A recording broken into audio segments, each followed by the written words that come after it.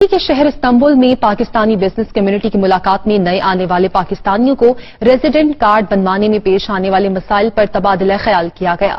ترکی کے شہر استنبول میں بزنس کمیونٹی کی طرف سے ایک میٹنگ کا اہتمام کیا گیا، جس کی صدارت بزنس کمیونٹی کے رہنما خالد جویا نے کی۔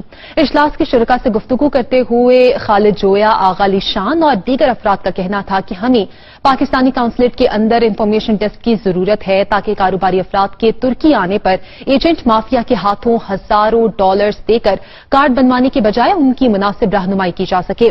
آغا علی شان کا کہنا تھا کہ ہمیں کمیونٹی کو ایک پلیٹ فارم پر اکٹھا کرنا ہوگا تاکہ ان کے بنیادی مسائل حل کیے جا سکیں۔ اس معاملے پر پاکستانی کونسلیٹ کو بھی اپنا کردار ادا کرنا چاہیے۔